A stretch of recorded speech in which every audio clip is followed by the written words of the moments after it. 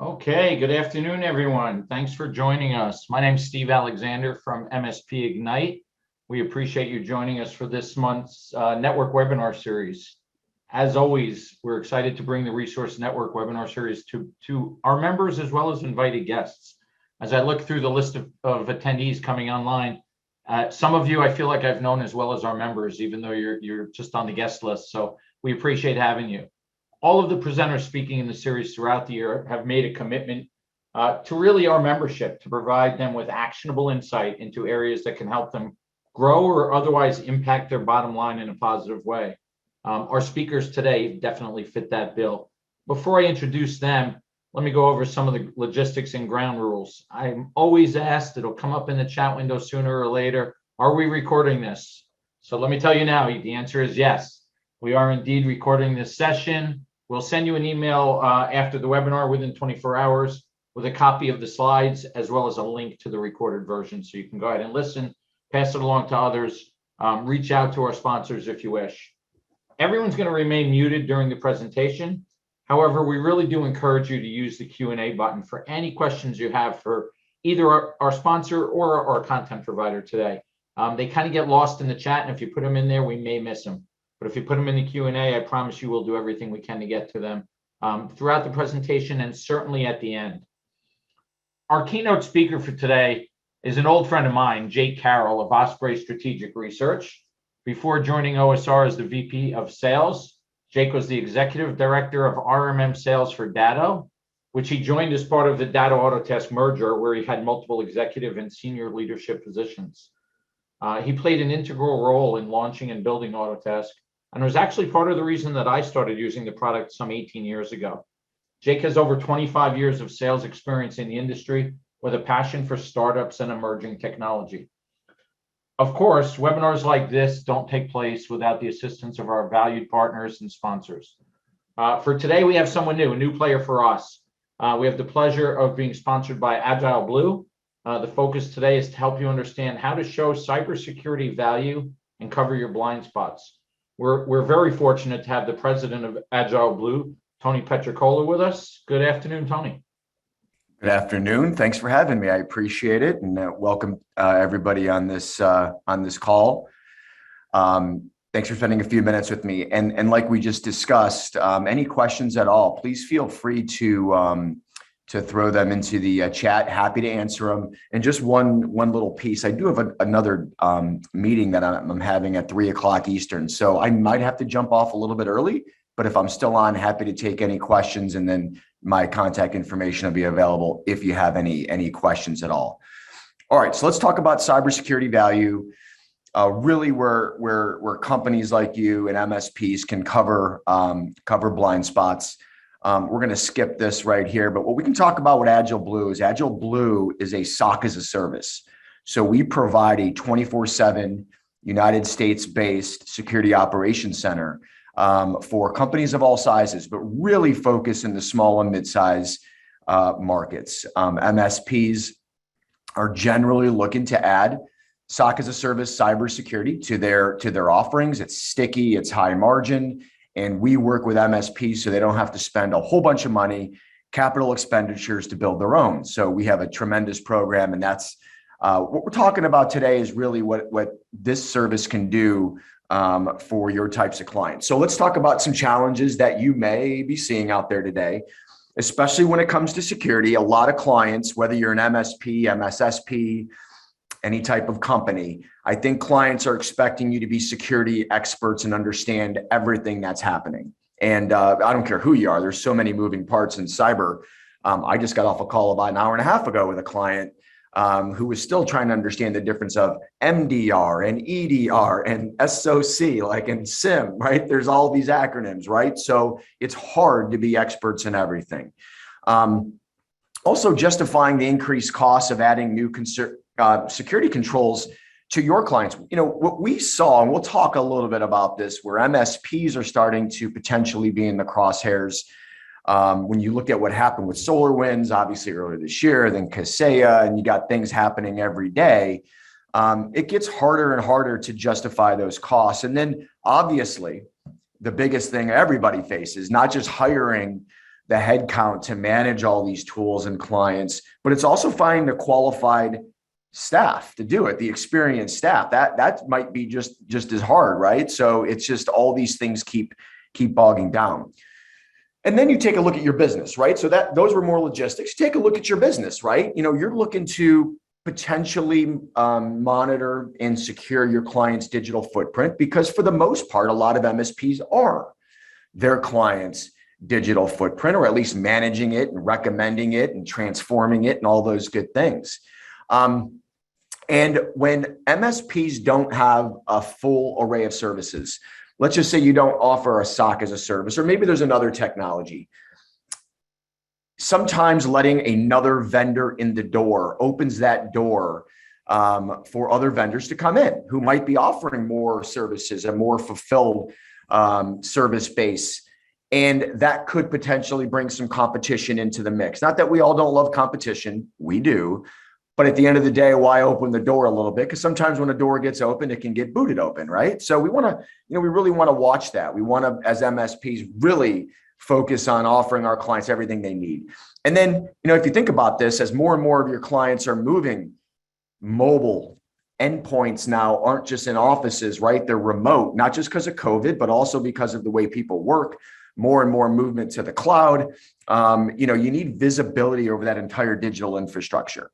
So, at the end of the day, how do you help your clients understand, everything that's going on with cybersecurity, right? And we talked about, where MSPs, this just happened. This article came out, I think yesterday, the day before, from MSSP Alert, which is a fantastic resource. I'm sure you're subscribed to the daily newsletter. But just talking about how MSP and IT service providers are really under the microscope. And I think you're going to see more and more, not just potential hacking incidents, because if you break into one, theoretically, you break into tens or scores or hundreds of potential customers, like what happened in Kaseya. But you're going to start seeing more legislation coming down, especially if you're in the business around infrastructure or things like that with some of your customers. So it's just something to think through. And, a way to look at it is, when you think about the business of providing these types of services, it's kind of like thinking about the physical security controls of your home or your office. You're protecting it, right? You got doors and door locks and alarm systems. And now with Nest and things like that, we have videos and ring bell detectors and all these things, right? And your house sometimes sounds like a Las Vegas casino. You got pings and everything happening all over the place. A way to look at, preventative cybersecurity and bringing that total suite available to the clients is you have the firewalls, which are the doors, the antivirus, which are the locks, right? Probably everybody has antivirus. Everybody needs antivirus, but it's probably, one of those things that, that provides the least amount of value. And then the user training, really those windows, locked or unlocked. And when you think about a SOC as a service and what you're bringing, that network traffic is that glass break sensor, the SIM, the managed SIM, is the CCTV. The threat intelligence is the alarms. And what's even more important is the 24/7 SOC are the responders, the 24/7 team of actual cyber experts, analysts, and engineers that are responding to these types of things. So really, it brings together the entire security infrastructure. So look, we all have to justify ROI no matter who we are. Do you start by scaring people? Sure, I guess you can. It's never been something that, that you focus on, or to be candid, that I focus on, or a lot of our partners focus on. I mean, look, everybody knows cybersecurity is a thing. If you turn on the evening news, which you probably shouldn't anymore, but just say you do, cybersecurity is actually one of the top 4 or 5 leading stories every single day, it seems, right? You got Colonial, you got Kaseya, you got SolarWinds, you got the meat supplier, you got so many things happening to businesses that are happening daily. We don't need to scare anybody. We all know what's happening, right? The point is to get them thinking, to understand not only are you as the MSP protected, but they're protected with them. Not only are they protected from data stolen, but are they monitored 24/7 So if there's a potential breach, and that's the word I use, potential, there's indicators of attack that are actually firing before there's a compromise, before that data has maybe been encrypted from a ransomware perspective. And this ransomware stuff, no matter what your feelings are on it, do you pay, not pay? How do you feel about it? Like, it doesn't matter because it's out there, and it could happen, and you need to have a plan in case it does. And we all understand that. We probably all don't do it as much as we should, or maybe as thorough. But by having that 24/7 monitoring and detection and then response, it allows you to take a hold of that matter before it gets to the point of, we have to shut this down, this needs to go down, we lost this, oh my goodness, right? So, we all know the statistics you see on screen. We don't need to go over them today. The point is this: when you're monitored and we're detecting, and you're doing this for not only your infrastructure, but for your clients, they have much more of a total protection package. And by the way, when you look at President Biden's cybersecurity executive order, when you look at the 6 pieces of legislation that are currently going through the House, I mean, who knows where those are going to end up? And you look at all the regulations and things that are being proposed. Monitoring is probably the minute of kind of going across the board. So to hire a dedicated, or do you outsource? Look, when you look at building a SOC, it's a big capital expenditure. It's a big capital investment, right? SOC analyst salaries, no matter where you are, maybe from 60 to 90, depending on where you are. You got to have at least 4 when it comes to vacations, 24/7 cycles, people getting sick, whatever it might be, right? So you got to have backup. Then you got to license, and you got to build out infrastructure. And then you got to do all the certifications. It's expensive. So when you're outsourcing a SOC, you don't need to worry about people. Those cyber experts are part of it. When you think about the process, the playbooks and the security identities are already built. The threat hunting's already there. You don't need to worry about it. And the technology's done. A very powerful SIM backed by an online portal with on-demand reports and trends. And here's the kicker: risk scoring, all part of one platform. So your clients not only can see in real time they're protected, they know why they're, paying you money every month. They can actually see what's being caught. So with that, this is my contact information. I'm getting close to my time, so I'm going to wrap up. At the end of the day, MSPs that can offer SOC as a service can offer a very profitable, very sticky product. Any questions? Would love to answer them for you. There's my contact information and the contact information of our company. And like I said, I'll be online maybe with a couple minutes to spare before 3 o'clock if there's any direct questions. Thank you so much for your time. And everybody enjoy the rest of the presentation.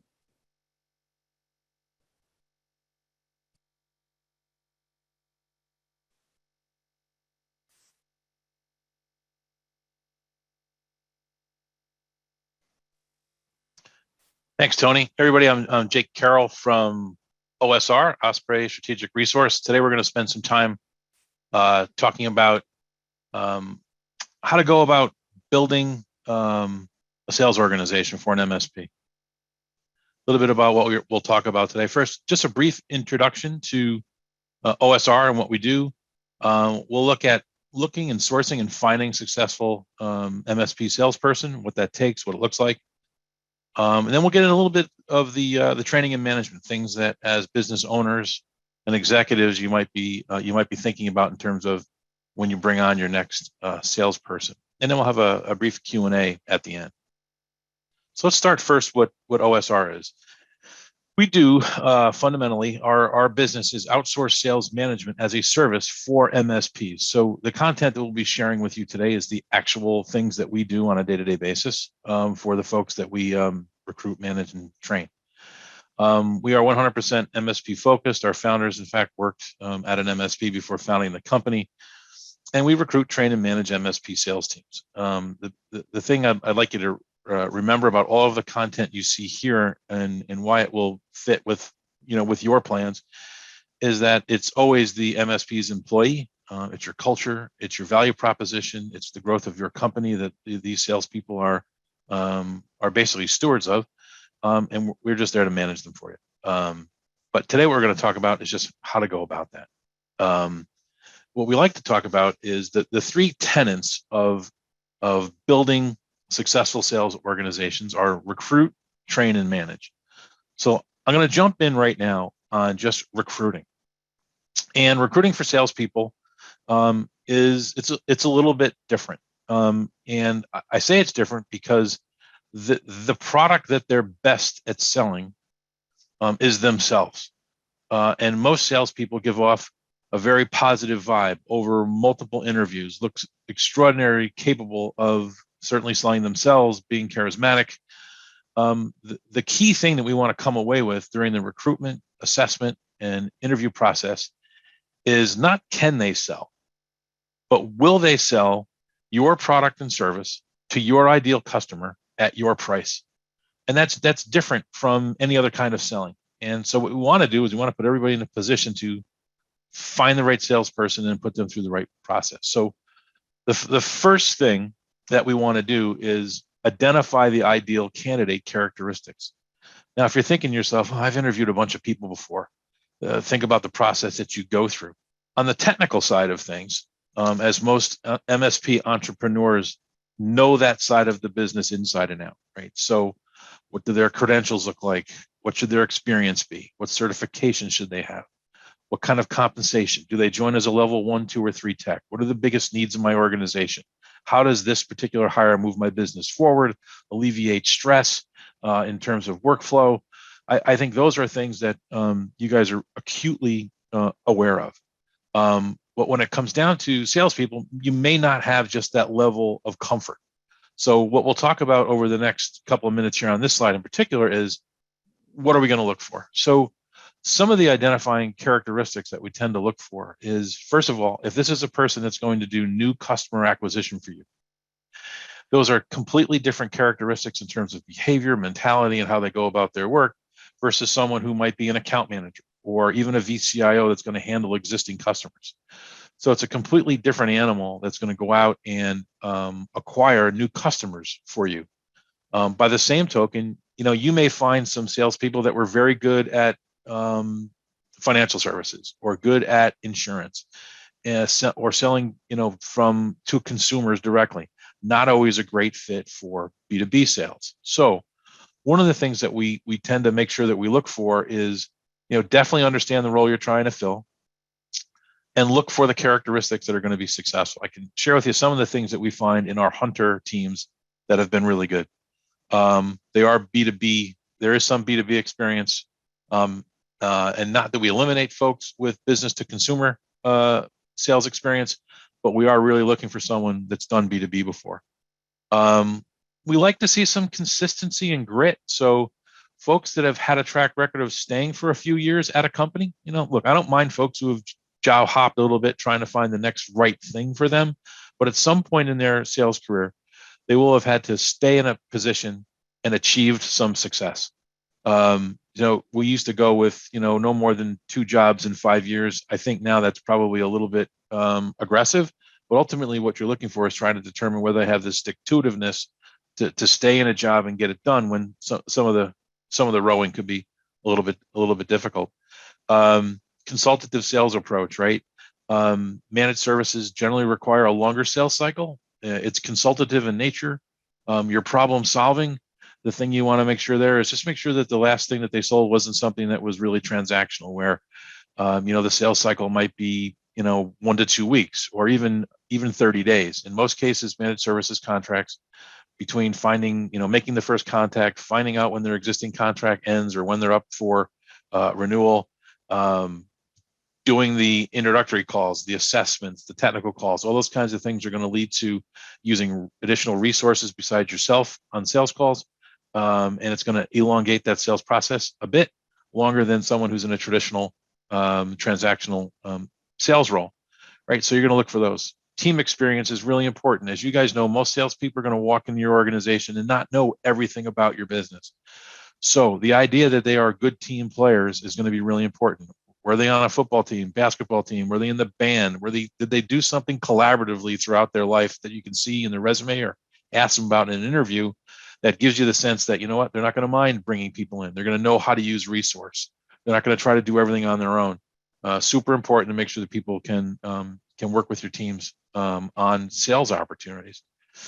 And so those are just, some of the brief characteristics here to kind of identify the ideal candidate. So once you have that, you can begin with your job posting, right? One of the things you want to do is be very transparent related to the job description, what exactly is going to be required. If you want to get a true hunter, you got to tell them that the job is going to include, for instance, it's going to include prospecting. You're going to have to hunt for your own leads. Everything's not going to come out of the marketing department for you to follow up on.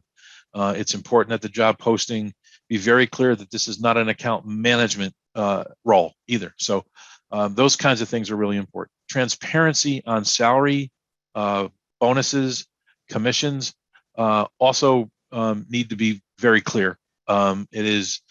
Most salespeople will only go for jobs that are in a price range that's appropriate for them. That'll do a number of things. It'll eliminate you wasting your time in the interview process. And it'll also make the negotiation at the end for final salary, benefits, all those kinds of things pretty straightforward if you've got the right people in the right post. So again, real transparency in terms of the job posting. The other thing you're going to want to do is where you're going to look, how are you going to source, where you're going to search for candidates. I will tell you that we can use Indeed, you can use ZipRecruiter and a variety of different tools. You can use Proactive, or you could do a paid search. Each will get you a different kind of candidate, right? If you're going to do a proactive search, which is who are people within my area in this price range that are currently on Indeed or on one of the job boards, maybe not necessarily looking right now, but are in there and they've posted a resume recently. That's the other thing that you can do. Say, all right, I want to look for people that have just posted their resume. They may not be actively looking, but they're thinking enough about it to post a recent resume. That will get you probably your higher quality candidates, but it's a slog. That's a lot of work. Somebody's got to go in and put that search together. You've got to then sift through the resumes that fit. You've got to decide to proactively reach out and get to them to see if they're interested in applying for your job. So it's a bit of work. Then you've got the paid search, right? Which is, again, needs to be tight relative to the posting, transparent relative to what you're looking for. But then the systems kind of take over. Indeed will go out and on that search on that post, for instance, and then people who are looking for it will be alerted to it, and then they can post to it. I will tell you that you're probably going to get a better candidate pool off of the proactive sourcing, but you're probably going to pay more for that candidate because they're in an existing role and an existing job, probably not working or not looking right now. And then on the paid search, you're going to get folks who are actively looking for a job right now. So one is going to eliminate a lot of work on the front end in terms of getting candidates. The other one's going to take a little bit more work, but you might find a better candidate. We find a blend of both works to get the right amount of resumes in, screened, and into the process. In terms of screenings and interviews, so one of the things I mentioned earlier about salespeople is that they are very good at selling themselves. They're charismatic. They're good communicators in most cases. So it's tough to differentiate whether the person is really going to be good for your business. So the process that we recommend and that we do on our own searches and interviews is we have a 5 to 7 step screen process and interview process. So we'll get the resumes in, and 2 or 3 people will source those and pick out the ones we actually want to reach out to. From there, we're going to do a phone screen to make sure the person is interested, that the price range is correct, that they've got the commensurate experience for the role that we're looking for.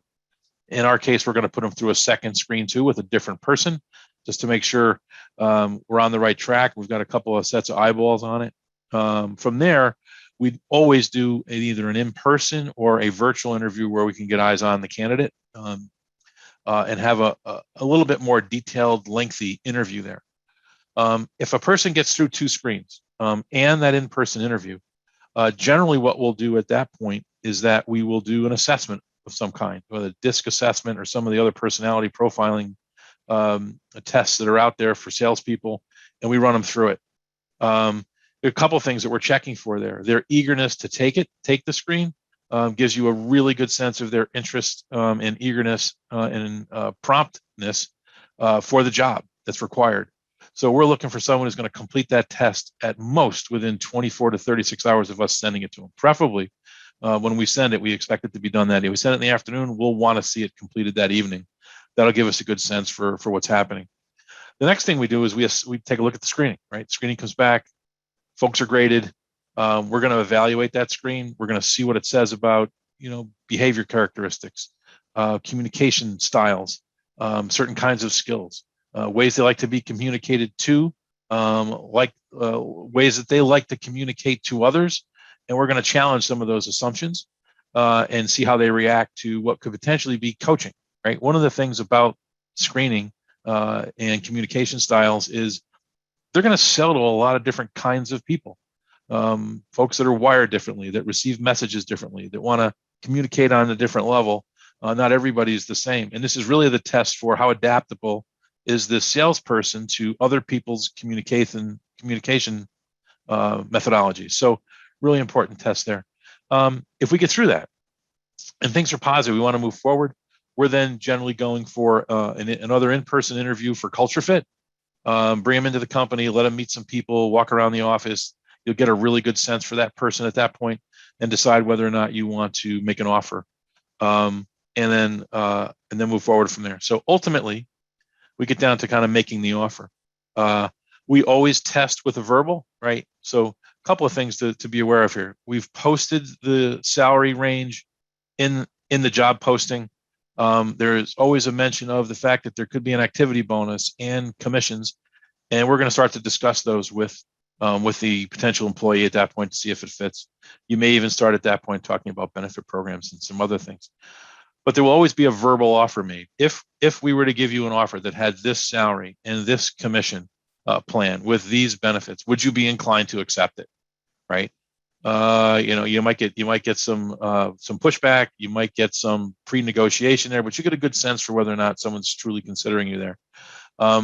Personally, I never put a written offer through until I've got a verbal acceptance of the offer that I'm about to send out. Now, people change their mind. People do that all the time. But really what I want to do is I want to look somebody in the eyeball and say, like, we want you to come on board with our company. We think you're a great fit for us. This is the compensation that you're going to get. These are the benefit programs. How does that sound? Are you likely to sign? And then I'm timing that offer too. We'd like to have signature by no later than end of business, whatever the day is. Is that an issue or problem? Do you have any questions? No. And then follow up, right? So I can pause there for a moment if there's any questions on kind of the recruiting process, search and sourcing, screening, interviews, anything there. We can certainly cover it at the end, but I'm happy to take any questions now if there are any.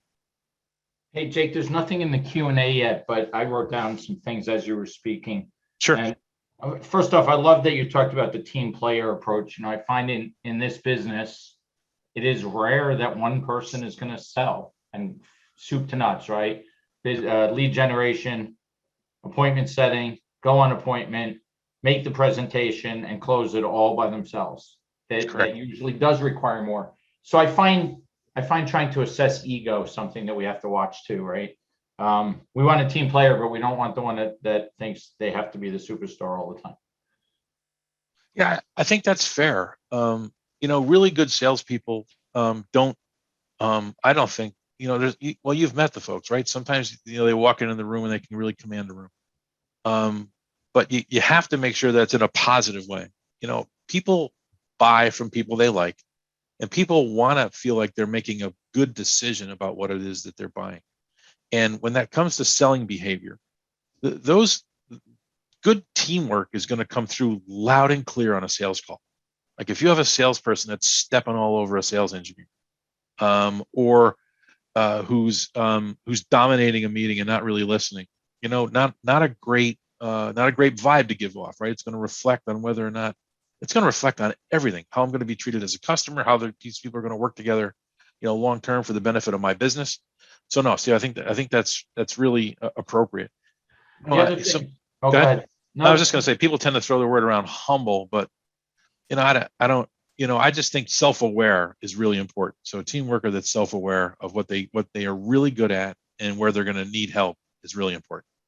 And I think also not only where they need help, but where it's actually in the best interest of the company for the long term. to involve others at that tail end of the process. Yeah.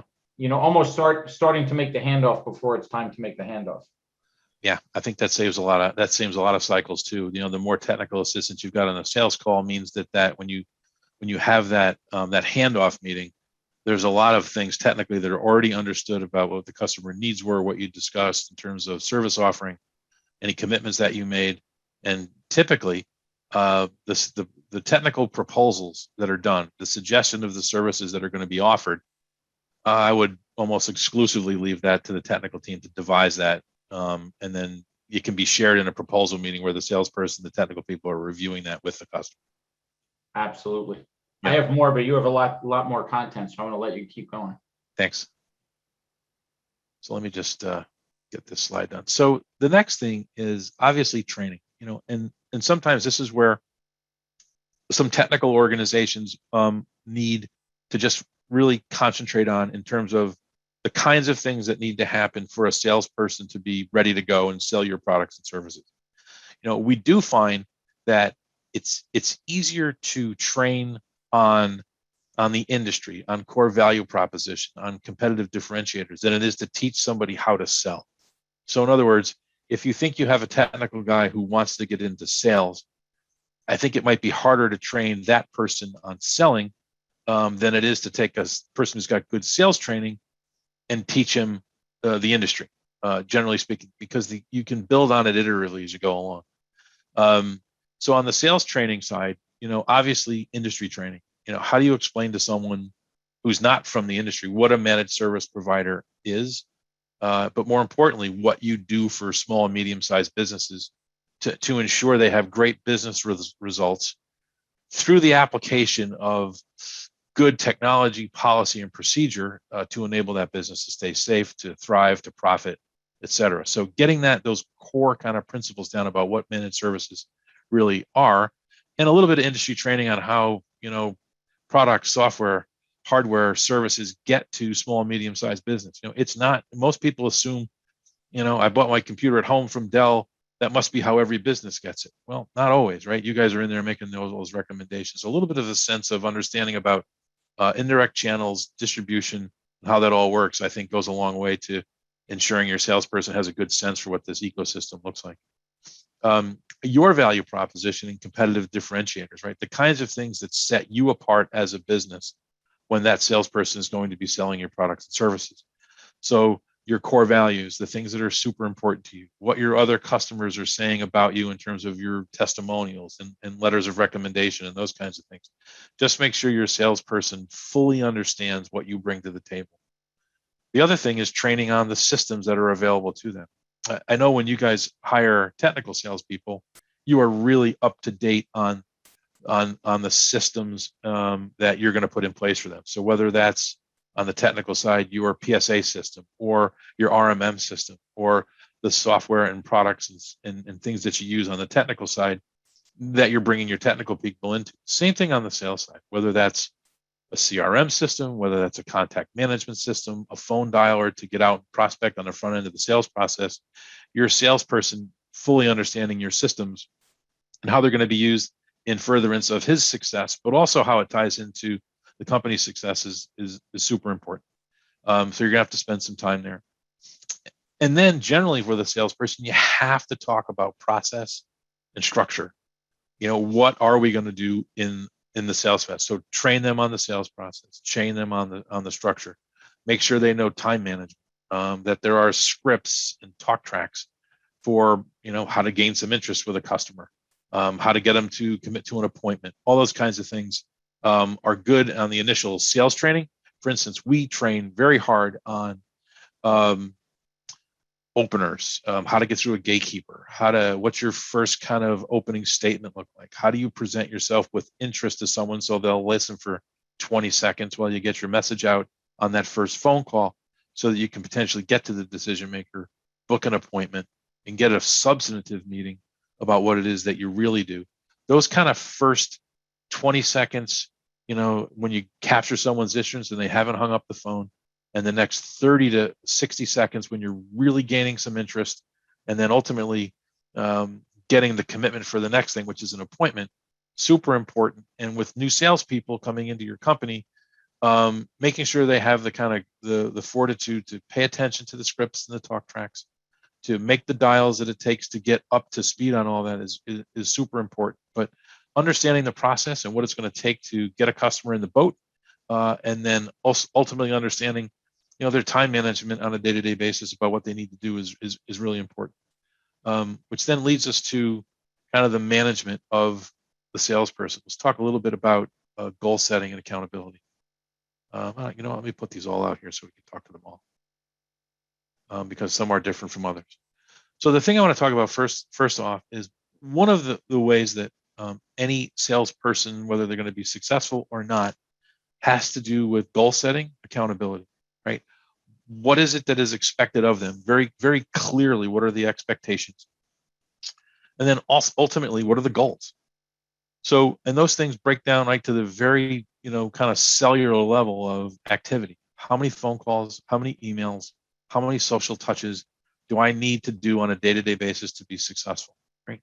How many new logos do we want to bring in the door in any given period, right? And the thing about goal setting is, what am I going to do and within what time frame do I have to do it in? Really important to set those things up front. Goals on activity, goals on number of new customers, and goals on revenue you want in the door. And not only revenue, but the type of revenue. If it's recurring revenue versus one-time revenue, hardware versus software versus services, and then ultimately how you're going to pay on it, or if you're going to pay on it, your compensation plan is super important. So those things ultimately known up front can remove a lot of uncertainty and doubt as to what the mission is. And then it comes to, okay, how do we start to hold everybody accountable for what's happening? So we talk about the key performance indicators. And again, that's going to come down to, at the cellular level, again, it's calls, emails, social outreaches, networking, the kinds of things that are going to put your sales people in front of enough suspects to get enough leads to drive the business. And we'll talk a little bit about what's really required from that as we get down toward the end. They got to know they're accountable to a pipeline, of live sales opportunities that are going to lead to revenue, and they're going to be accountable to a scorecard. One of the things about KPIs and activity and pipeline is they all add up to whether, wins and losses, right? And the scorecard is super important to keep everybody on the same page. And we have a scorecard I'd be happy to share with you guys to show you everything that we track, when we manage salespeople. The key thing is here that the only example I can give you is if the first indicator you had that one of your technicians wasn't great at their job was that a customer canceled, that would be a lagging indicator that he wasn't very good at his job. But I happen to know that you guys are really good at checking things like were SLAs met? What do the survey scores look like?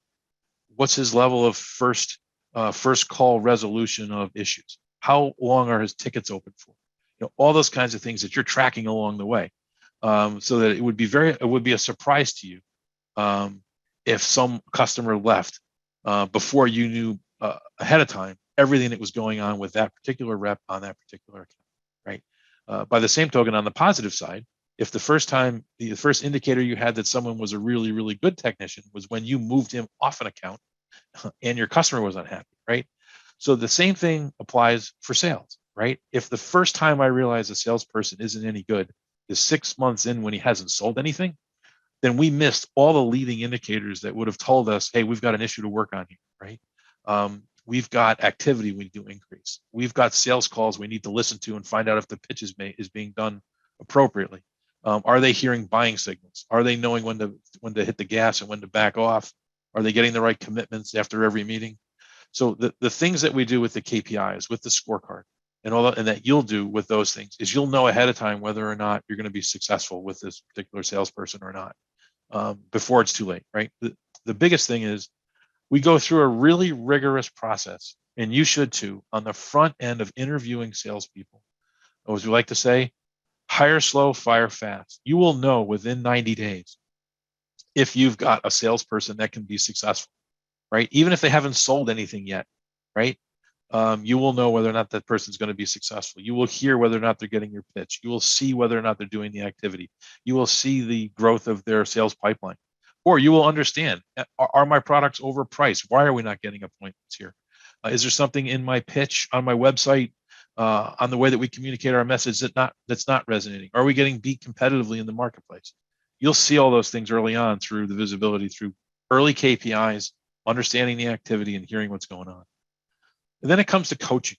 And this is really, really big. So on the coaching side, there's a couple of different things. So for me, on the accountability side, that's my meeting, right? As a sales manager, that's your meeting as a business owner. I want to go over your pipeline. I want to know what's happening. I want to review your scorecard. I want to have a level set as to where we are with each other, with the business, with winning good MRR contracts, all those kinds of things.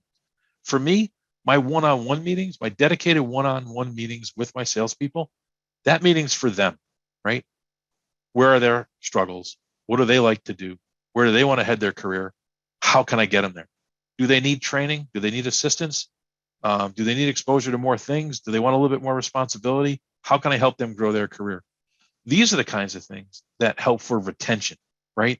Salespeople, good salespeople can make money anywhere, right? The big thing is, do they feel part of the culture? Do they see career growth? Are they feeling like they're getting the kind of mentorship and opportunity that's deserving of a successful salesperson, right? And by this, on the flip side of it, the coaching is super important for people who may not be achieving at the level that they need to, right? You can go back and say, hey, look, sometimes the coaching is you're going to go on a performance plan or you're going to go into a SWOT discussion.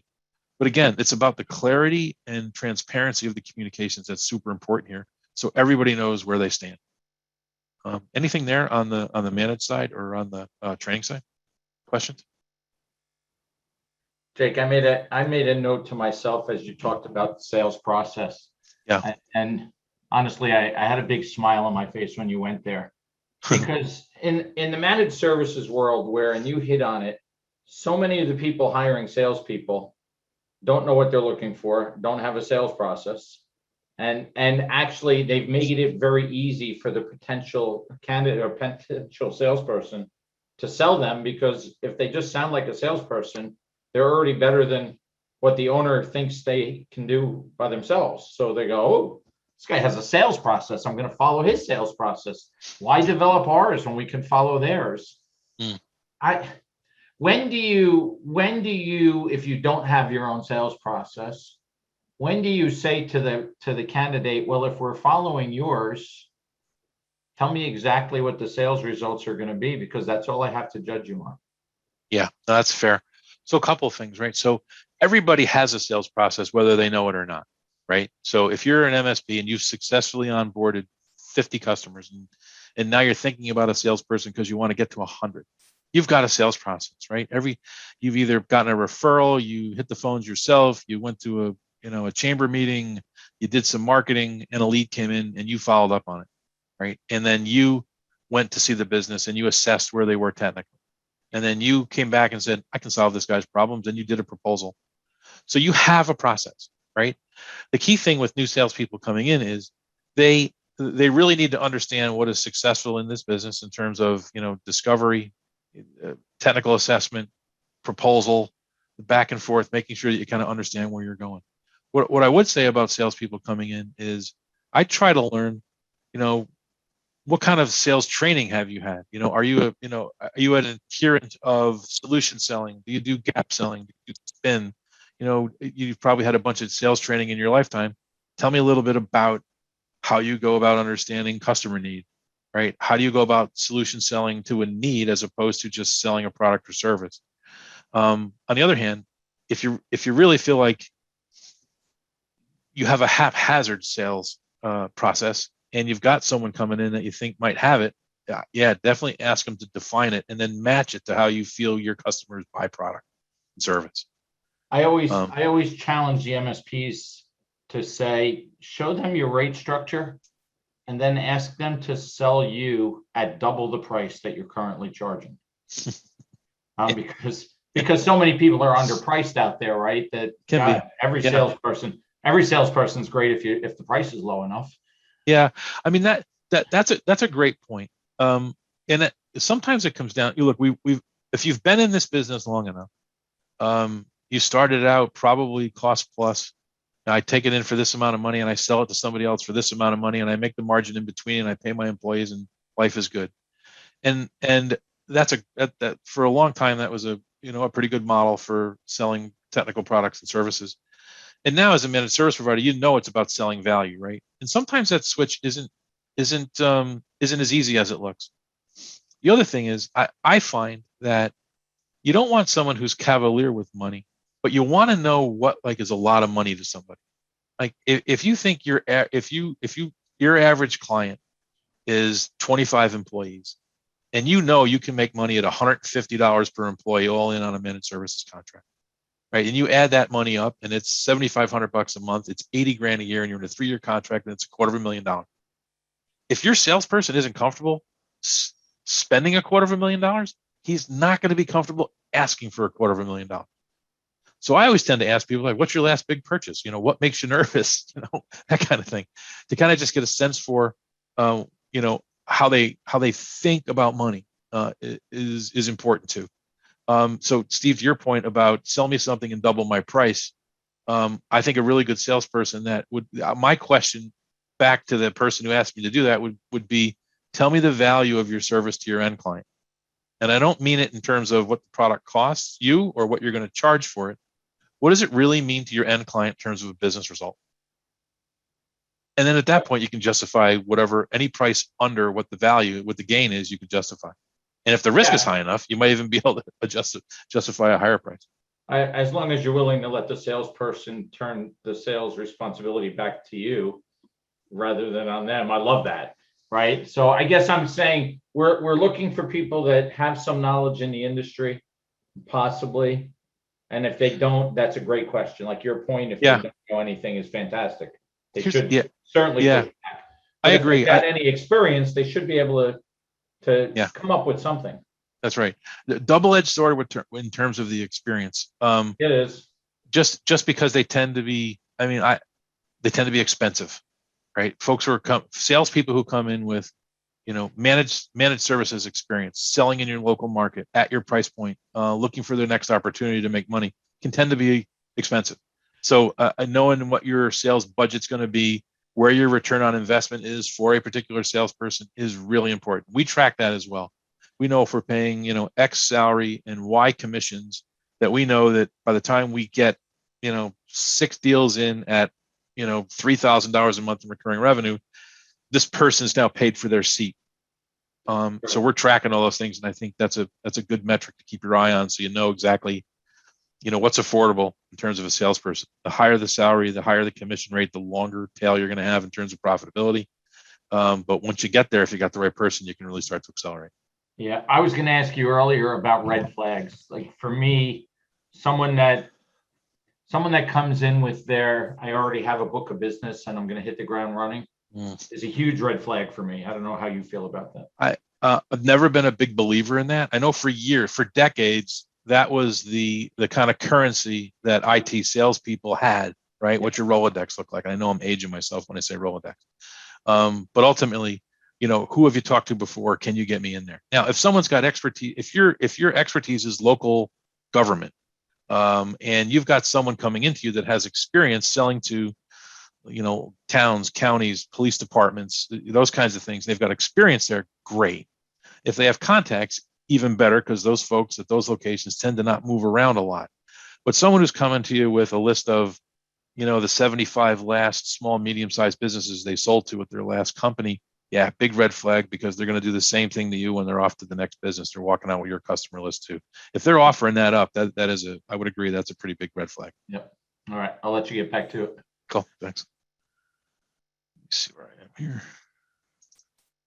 Okay, so what's it all mean, right? How do we get to the bottom where deals are starting to shake out? What we try to manage to here is, however you're getting to your number of appropriate prospects to get into your funnel, whether that's outbound calling, dialing, emailing, inbound lead generations off your website, SEO, if you're using Infusionsoft, or you're using Keep, what they call it now, or any other kind of lead generation service, all of this stuff's going into the top of the funnel. What we see happening through the MSPs that we work with is, if you can get 8 to 12 new account for MRR per month. After you get through that first discovery call with those 8, we believe and have seen that about 6 will move to a technical review. Of the 6 that move to a technical review, 4 are going to go to a proposal.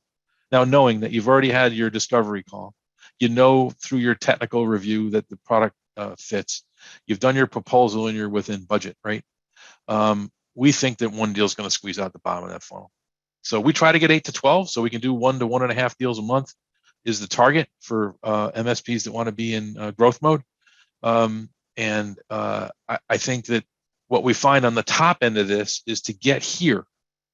The metrics that we're talking about are 60 to 80 calls per day on the beginning, right? On the beginning of it, where your salesperson starting from ground zero with no leads, no pipeline. Emails have to follow up all those outbound calls where you're leaving messages, or you had a chat with a gatekeeper, or you finally did get to a decision maker. And then we're looking for 2 to 3 appointments a week off those calls and those meetings. And that's really where it starts to happen. Salesperson books a meeting, maybe has assistance from a principal or a technical person on that first kind of discovery call. You get a good gauge about what you can provide, where their budget is, when their contract end date is with their current provider, or whether this is the first time they're going to use an outsource because they've grown to the point where they need to do it. You'll hear about their hopes and dreams for their business and how the technology is going to answer it for them, or get them there more quickly or more efficiently or more profitably, keep their employees happy using up-to-date technology and safe and secure. Then you'll have a good sense for whether or not your proposal is going to be a winner or not. We think 1 deal is going to shake out the bottom. But these are the things that we believe would be super important for every MSP to be tracking in terms of what their pipeline looks like. If you find you're only talking to 3 or 4 new opportunities a month, you're probably in the range of maybe getting 1 or 2 deals a quarter. And if that's your growth goal, great. But if you really want to get to the point where you can get 1 deal a month, these are some of the metrics that we see. Any questions on the funnel and building it and how things are going to flow through?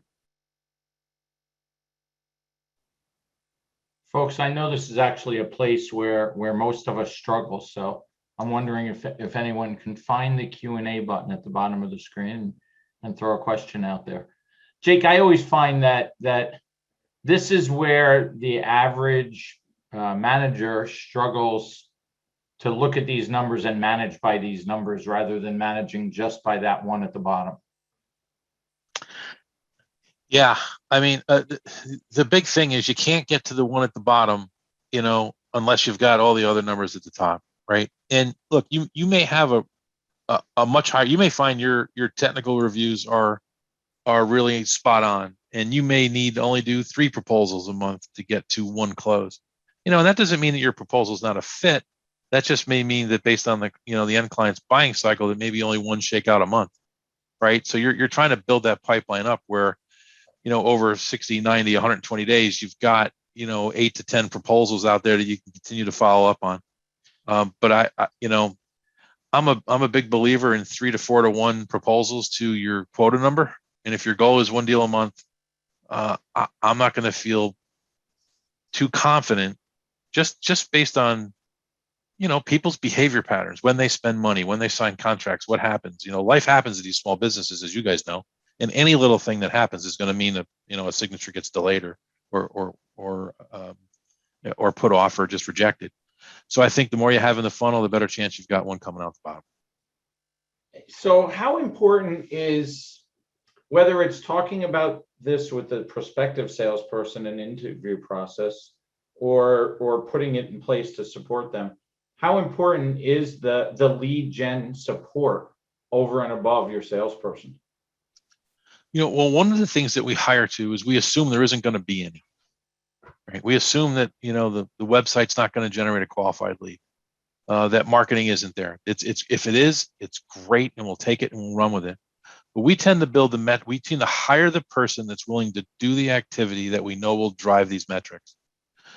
So, but to your point, anything that comes in via other methods, whether that's you guys do a lunch and learn on Mondays for a certain segment of your customer base that answers their questions on technology, or something keeps happening in the news, and you're like, what, all my customer base could really use a little refresher on ransomware. Let me do a lunch and learn, or have a Monday morning coffee. If those things tend to generate leads, new customers, additional revenue with existing customers, that's great. But again, my sense is we know 60 to 80 phone calls a day to a local market with a lead list that we've selected, right? So I would say, you got to know who your ideal customer is, know the geographic location you want to sell to, know the size company you want to deal with, and go to Zoom Info or go to Sales Genie and generate that list. And we know that if we pound that list, we will find enough prospects that are either in a contract that's running out with a service provider they don't like, don't have anything going on that'll talk to us, that we can get these deals to come out the bottom of the funnel.